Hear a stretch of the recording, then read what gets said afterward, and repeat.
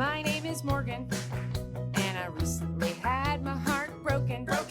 So I did what any logical person would do. What did you do? I made a podcast about it. Why? Because no matter who you are or where you're from, when you get dumped, everybody's talking about it. Are they, bitch? Famously dumped. Hello and welcome to Famously Dumped, the show where we talk exclusively about being dumped, about breakups not of our choosing. I'm your host, Morgan Miller, and I've created this show because guess what, guys? I got dumped. Yeah, hard. And I got sad in a really scary way. And so I decided to make a show about it. Yep, and here we are. As always, before any show, we're going to check in with my emotions and see how I'm doing today. And you guys, today I'm feeling excited, which is fun and different because I'm usually sad and have crippling depression. But today I'm excited because it's our first episode and I can't wait.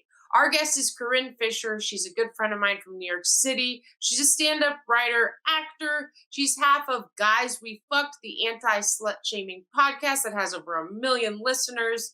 She's so great. So Brandon, let's bring her in. Let's do this. Hi. Hello. I love the energy of that intro. It has the energy of someone talking themselves off a ledge, which is prime post breakup. It's like when you're trying to convince yourself and the audience that you're doing okay, and you're definitely not. And I've been there. Yeah, well, I guess the mask certainly isn't thick enough. So yeah.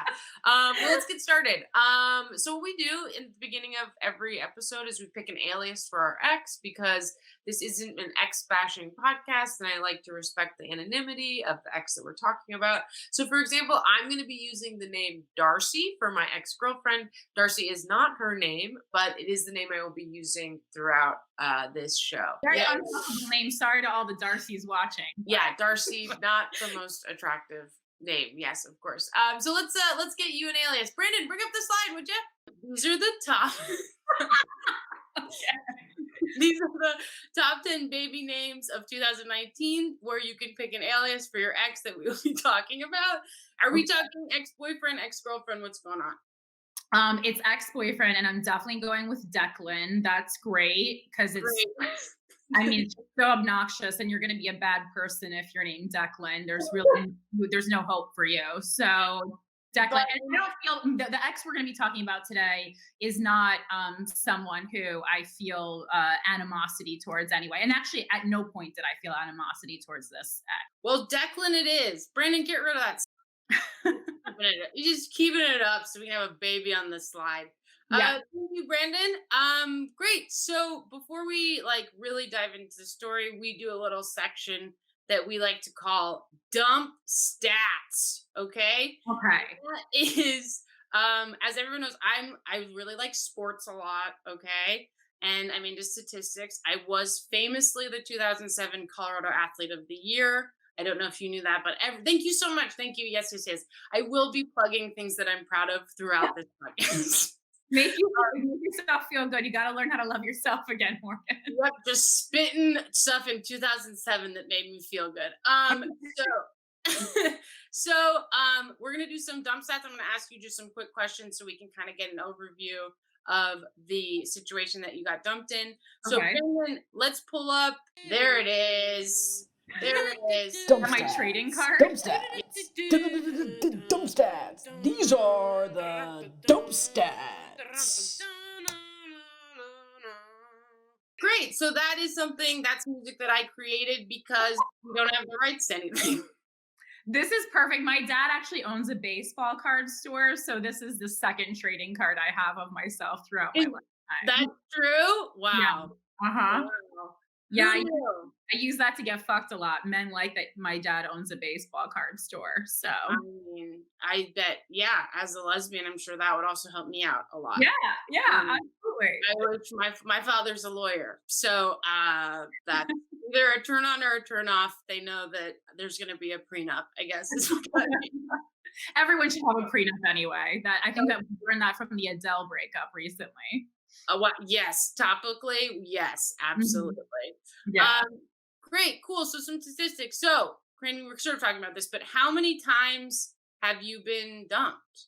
It's one real boyfriend and two like people I was seeing. So I would say two full breakups because it was one and two halves. So yeah, I would go with like two full.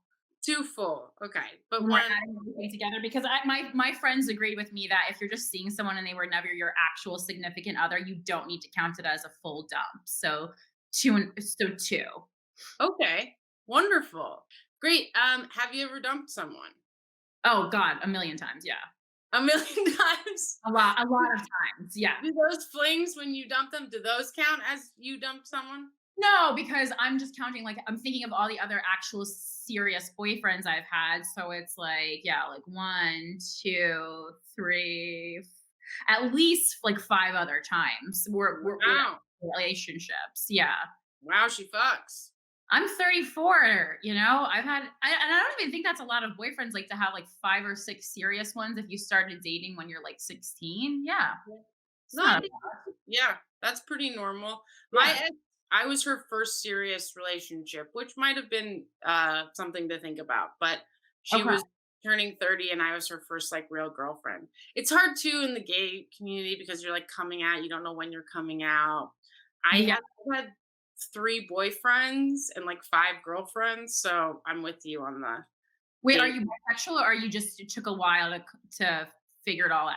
Took a while to figure it out. Super gay, all the way gay. Yeah. When Mazel people yeah, when people find out I had serious boyfriends that was fulfilling and I was in love with them, they're like, "That's psychotic. You're the gayest person we know." tov. Great. Okay, so you've dumped a bunch of people. Yeah. Next for the one that we're talking about with Declan, how long ago did that happen? It happened in the fall of 2012. Fall of 2012. Okay. And how old were you? I gotta do math now. Shit. Wait. So wait, it was like I think it was almost that so 30 Are like you 27. I think I was like 27. I'm trying to figure. I'm pretty sure I was like 27, 26, 20? 27, something like that. Like I wrote about it in my book, and I think even there I got it wrong because I can't remember exactly what month, and it happened like a little bit like it happened like a month before my birthday. But let's say I was like about 27. About 27. Okay, about to go into your Saturn return, actually.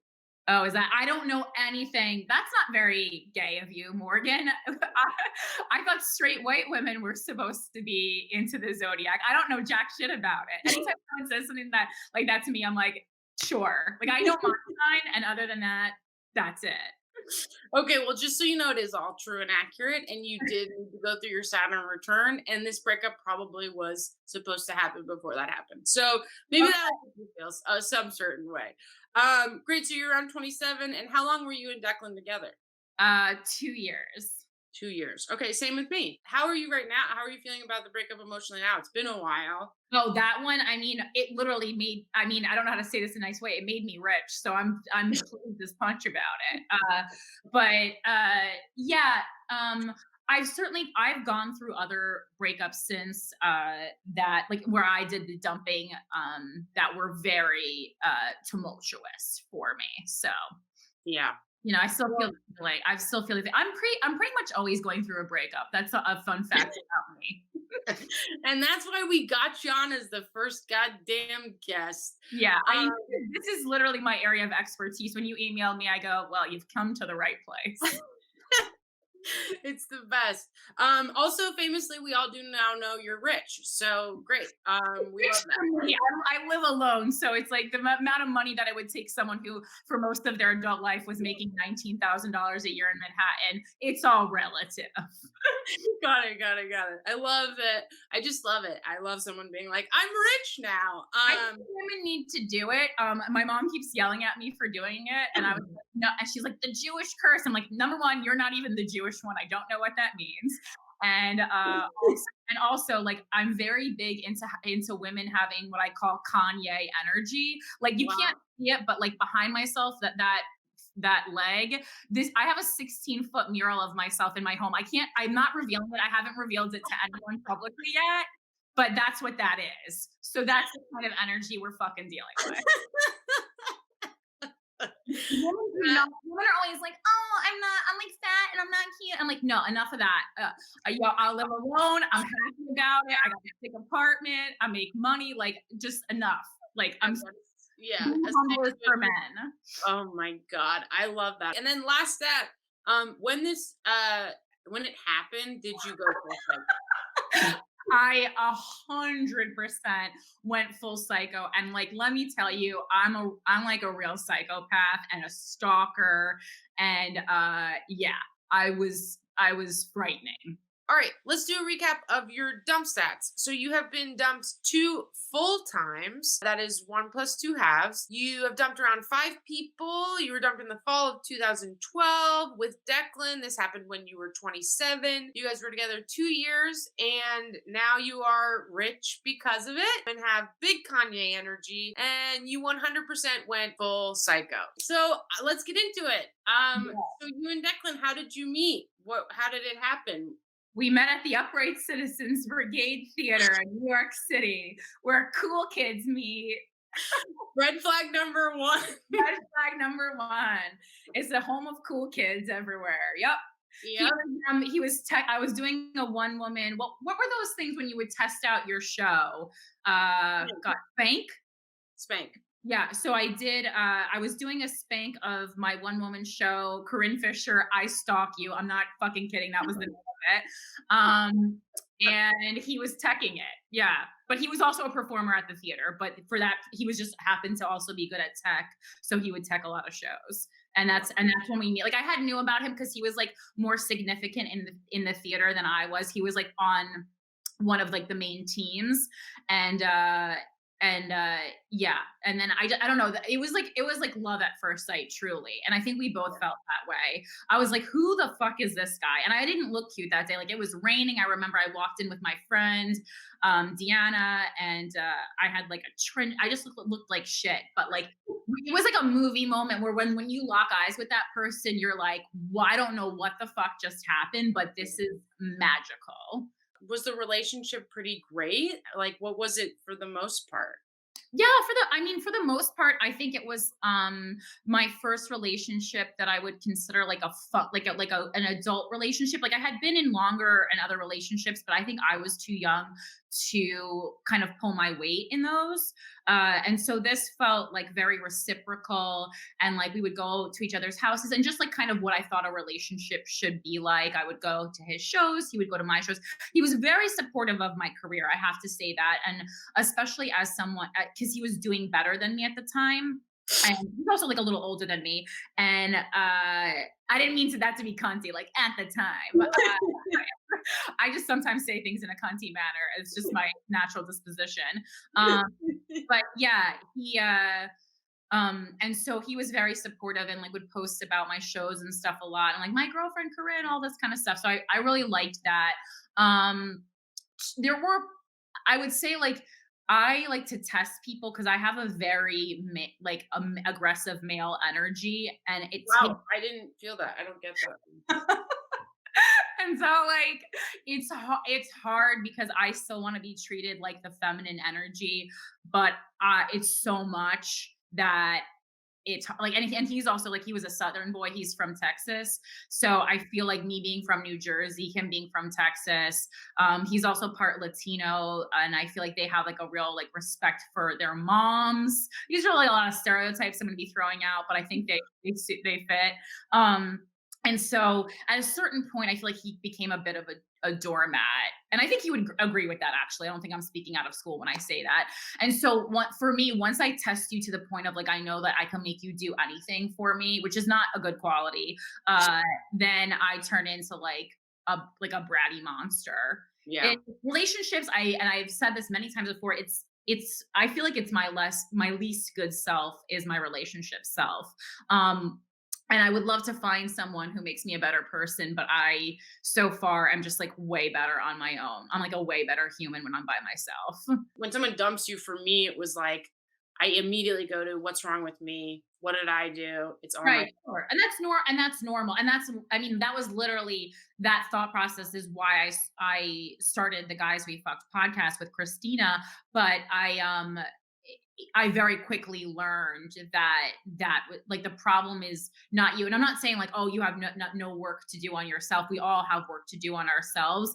But like, if it didn't work out, it just wasn't going to work out. And and you can't just obsess over different scenarios, because I have obsessive compulsive disorder, which actually does affect the way I break up a lot because I overanalyze things, and it makes it very hard. And I do think that's why, like, for a considering how self-confident and how much self-love I have, I do take breakups really, really badly. I handle them very poorly, and that's why I've spent so much time working on them, and reading about them and talking about them and learning about them. When I was going through the breakup with Declan, I mean, I lost 20 pounds in a month, which I didn't even know was possible. My tongue turned gray because I was malnourished. My hair started falling out.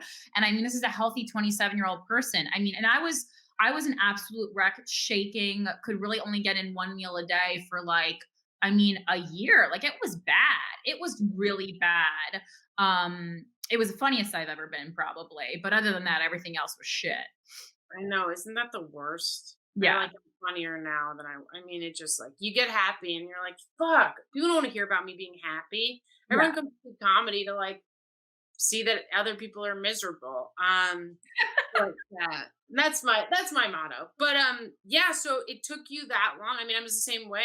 I couldn't eat solid foods for 2-3 months, and then I lost like 20 pounds, and same thing. Like it was the first time like I physically was like physically depressed and like going through pain in a physical manner because I wasn't numbing it. And like the growth that happens when you sit in pain is extraordinary. And it's terrible. I'm so happy. Like, I had never had my heart broken before, and I truly think that people who, if you ever met someone who never had their heart broken, like someone who like married their high school sweetheart or something, they are, and this is like gonna seem shitty, but like I don't feel like they're a fully formed person. They don't feel like they kind of get what human existence is about, and it's weird.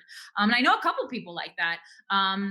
And I think a lot of them will go through kind of these midlife crises, maybe like a little bit earlier, like than midlife, because they go, oh yeah, I've always kind of had this like security and safety net here, and I've never really learned how to go through things by myself. And even though it's difficult, like I think it's just so important. But yeah, I mean, I was fucked up. I mean, because so it was like 2012 was when Declan dumped me. Of course, there was like on and off, I was watching the Katy Perry documentary and crying because that came out then. And I felt like Russell Brand and Katy Perry's relationship really mirrored ours.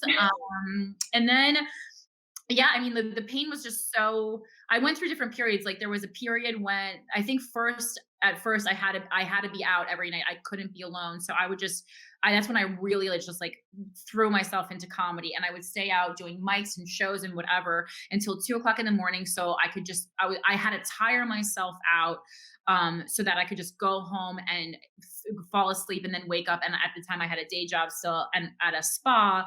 And so I had to wake up and like be at work by 8 in the morning. So I just really made it so that there was no time when I was awake and alone.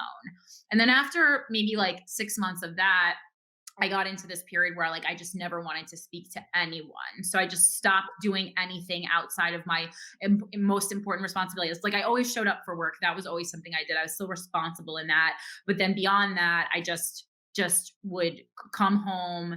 Like I only had a taste for like fast food or like really shitty processed foods, which is probably why my tongue turned gray, but I was still skinny. So whatever. And then I was like eating and just like cry on my roommate's pit bull. God bless Pinkerton. He's now, but God, he deserves a Purple Heart for emotions. And then finally I realized, I was like, okay, I've done all the mourning I can do. Now I need to turn to art. Like this is what art is for. This is why I am an artist. And that's when I pitched to Christina, who was already my comedy partner for several years. That's when I pitched to her, Guys We Fucked. So this breakup with Declan was the impetus for the Guys We Fucked podcast. And the initial premise for the show, which is still kind of the underlying premise for the show, is interviewing, in our case, the men that we've had significant relationships with, and also just, sexual relationships with, and interviewing them to learn more about ourselves as partners. Like that was like the societal experiment that we were doing at the time, because there was that show Beauty and the Geek that my friend Nate Dern was on at the time. And they called that I believe they called that like a social experiment. And so that was what I wanted to do with Guys We Fucked. I was like, I want to do a social experiment where we bring on our actual former partners, kind of like, a John Cusack movie, but only were real people, not actors. One of the things that really helped me during that breakup was I was at Whiplash at UCB, because I was still going there regularly, even though it was fucking triggering to even be in the theater. But the host of Whiplash at the time was like doing crowd work, and he found out that I was going through a breakup, and that's why I was watching the show. And he was like, he leaned in, and in front of everyone, he was like, no one cares. And for me, that could have set some people off. That was a real risk, but I guess he felt my energy.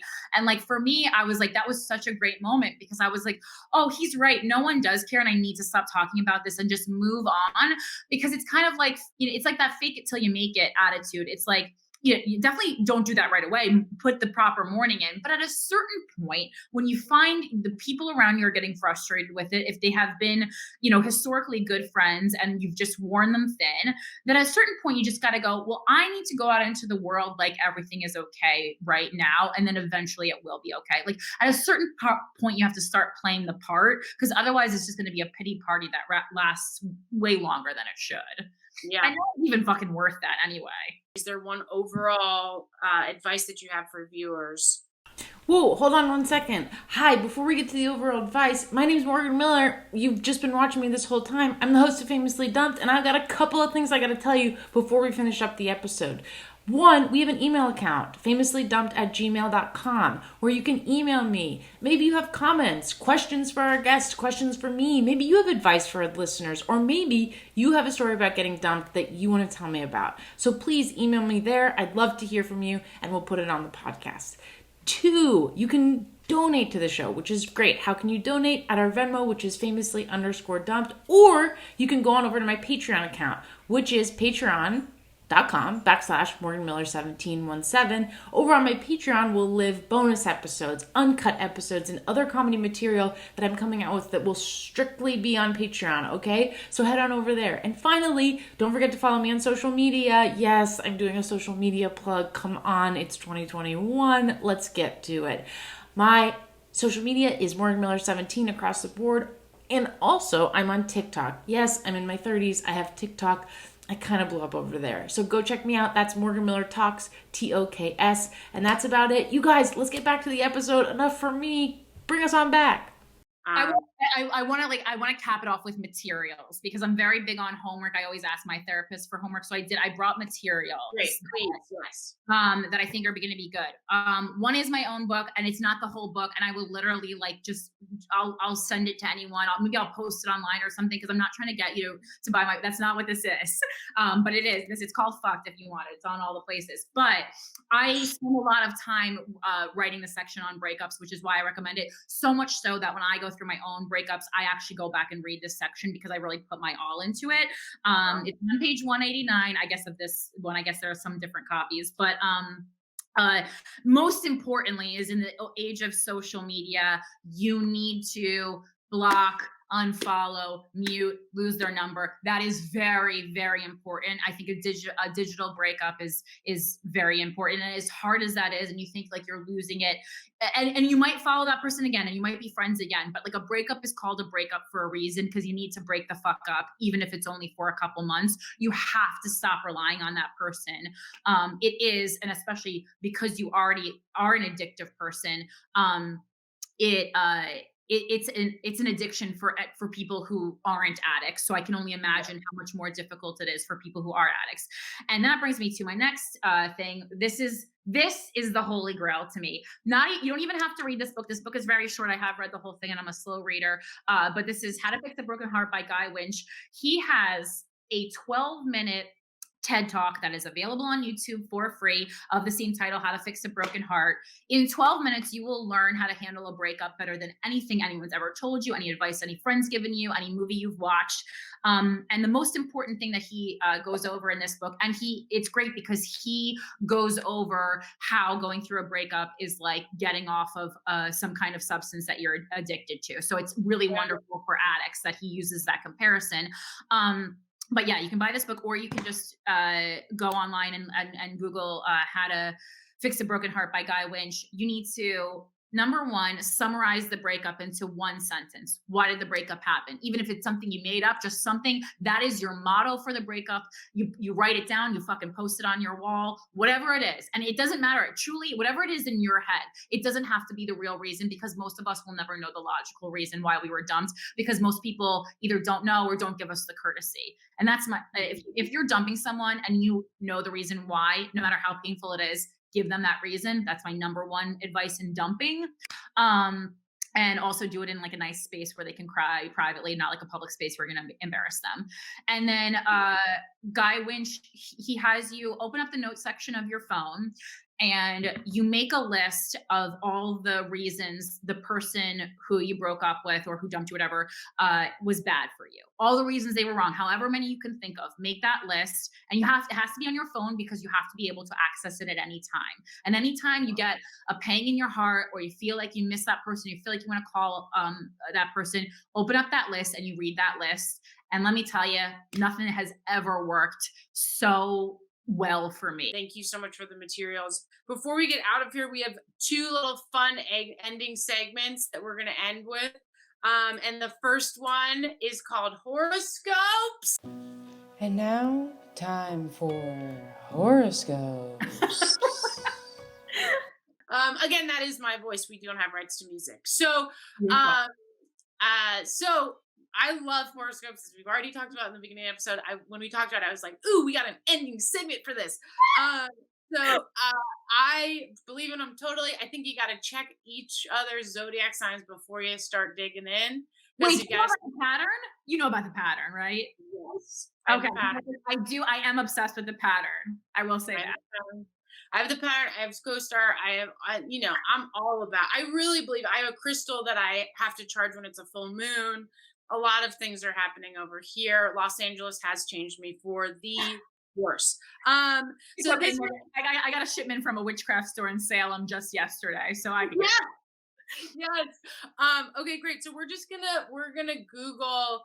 Google is the most reliable source when figuring out astrological and zodiac compatibility.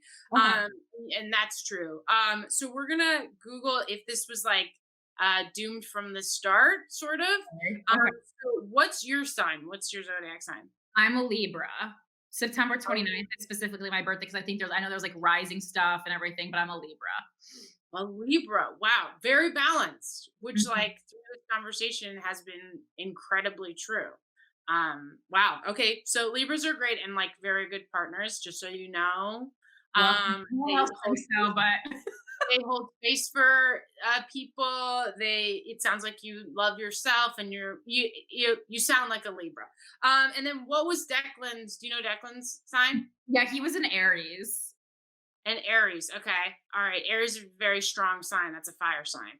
So Brandon's going to Google Libra and Aries compatibility. We're going to see if you guys are just doomed from the start. And just go ahead and, we press the first one that goes down, the little arrow, Brandon, because that's the most reliable one. And it says, you got to work for this relationship to work out, but the reward is beyond anything you can imagine. The sex is greater than anything you can ask for. And you understand each other on an emotional level. These two compatibility signs are spot on. So does that sound? Does that sound what you thought it would be? I mean, when it was good, it was very good. I mean, I've dated a number of Aries. My 5-year relationship was also an Aries, and like my favorite celebrities are my 2 favorite celebrities are both Aries, Tim Curry and Victoria Beckham. So and we're into the Aries time right and now. Also, I think Bieber's an Aries too, Justin Bieber, who I also love. So, or no, actually, maybe he's before. He might be March 1st. I can't remember. But anyway, and I dated an Aries recently who I really liked. I fucking love Aries. So this makes sense. Yes, very important that we saw that. All right, on to our final segment, and that is 3 compliments for Morgan. Great. This is the part of the show where you give me 3 compliments, so I don't feel so shitty about my breakup. So, thank God. I actually like you, so this won't be hard.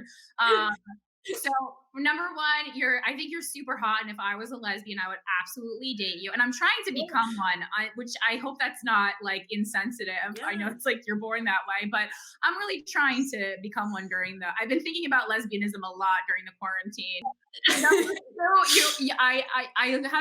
We haven't done comedy together in a while, but I remember even from open mic days, I always thought you were one of the funniest people I ever knew. And you always have like very unique jokes, which I appreciate so much. Great stage presence. So just a star. And then number 3, I really appreciate you being able to be so vulnerable. And that sounds like a bunch of like smarmy therapy bullshit, but I did just come from therapy. And I know how difficult it is to talk about stuff like this publicly, like especially when you're dumped. It's like for some reason it still feels embarrassing. For me it did, even though it shouldn't be embarrassing at all because we're both spectacular people.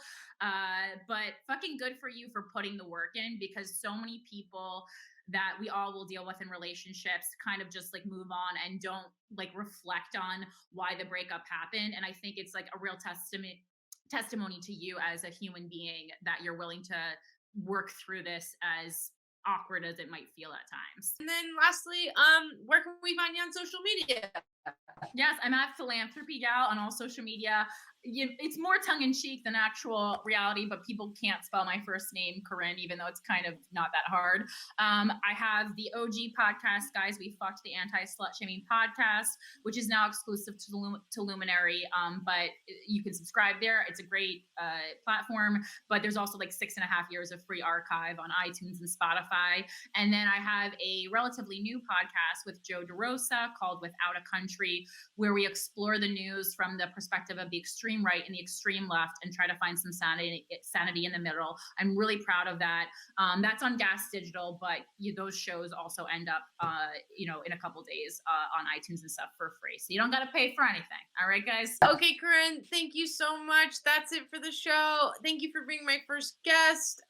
This was so fun. You are so wonderful, a wealth of knowledge. I feel so amazing that you got to be part of this for our first one. I just love you so much, and you're so unapologetically you, and I just love so much who you are. Thanks, guys. This has been an episode of Famously Dumped. I'll see you guys next time. All right, Brandon, bring us out with a song of your choice. Morgan, I told you this a million times. We don't have the rights to any music. Famously dumped.